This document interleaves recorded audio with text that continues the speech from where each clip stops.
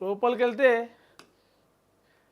14,000 అంగన్వాడీ పోస్టులు ప్రకటిస్తాం, ఇంకా మహిళల కోసం కొత్త పథకాలు పెడతాం, 1,00,000 మంది మహిళలను తీసుకొచ్చి పరేడ్ గ్రౌండ్స్లో సభ పెట్టి ఈ మహిళల కోసం తీసుకొచ్చే కొత్త పథకాలను ప్రకటిస్తామని చెప్పేసి మంత్రి సీతక్క నిన్న ఒక ప్రకటన అయితే చేసింది. దాని డీటెయిల్స్ చూస్తే అంతర్జాతీయ మహిళా దినోత్సవం అంటే మార్చి 8న రోజున సికింద్రాబాద్ పరేడ్ మైదానంలో 1,00,000 మందితో సభ నిర్వహిస్తామని స్త్రీ శిశు సంక్షేమ పంచాయతీరాజ్ గ్రామీణాభివృద్ధి శాఖల మంత్రి సీతక్క తెలిపారు. 14,000 అంగన్వాడీ టీచర్లు హెల్పర్ల నియామక ప్రకటనను అదే రోజు విడుదల చేస్తామన్నారు. అంతర్జాతీయ మహిళా దినోత్సవ నిర్వహణపై శనివారం ఆమె సచివాలయంలో ఉన్నత స్థాయి సమావేశం నిర్వహించారు. ఆ రోజు పరేడ్ మైదానంలో నిర్వహించే కార్యక్రమాల వివరాలను ఆమె ప్రకటించారట. అవేంటివంటే మహిళా సంఘాల ఆధ్వర్యంలో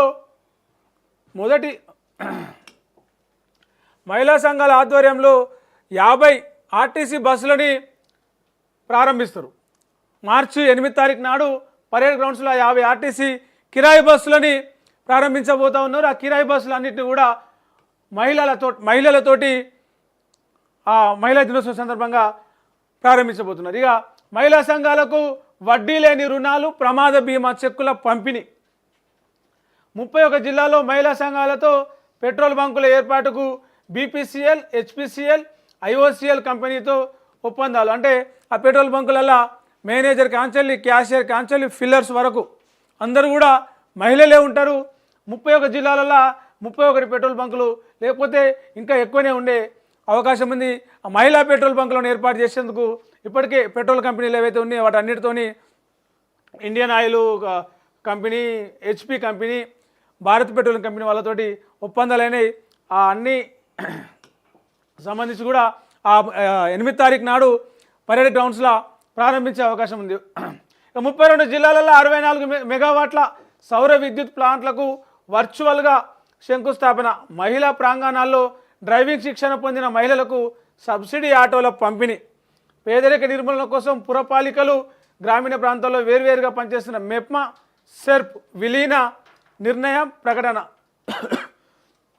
మొత్తం 6 కొత్త కార్యక్రమాలు మహిళా లోకానికి కాంగ్రెస్ పార్టీ అందించబోతా ఉంది.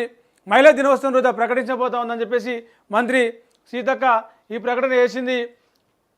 డ్రైవింగ్ వచ్చిన వాళ్ళకి ఆటోలు, సబ్సిడీల ఆటోలు ఇచ్చి వారిని దానిమంటారు ఆర్థికంగా కొంత నిలబడగలిగేలా చేసే దిశగా ఆటోలు ఇస్తామని చెప్పేసి చెప్తా ఉన్నారు.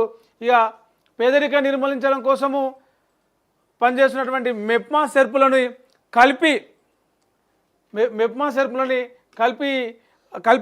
విలీనం ఏదైతే ఉందో దాన్ని ఆ రోజు ప్రకటించబోతూ ఉన్నారు.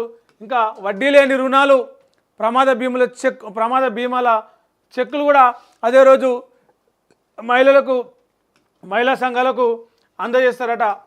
ఇక 14,000 అంగన్వాడీ పోస్టులు టీచర్లు అనే వార్త మొన్న కూడా మనం చదువుకున్నాం. దానికి సంబంధించిన నోటిఫికేషను, ఆ డీటెయిల్స్, వివరాలు, దరఖాస్తులు, అర్హతలు అన్నీ కూడా అదే రోజు పరేడ్ మైదానంలో ఆ సభలో ప్రకటించే అవకాశం అయితే ఉంది. ఇక ఆంధ్రజ్యోతిలో చూస్తే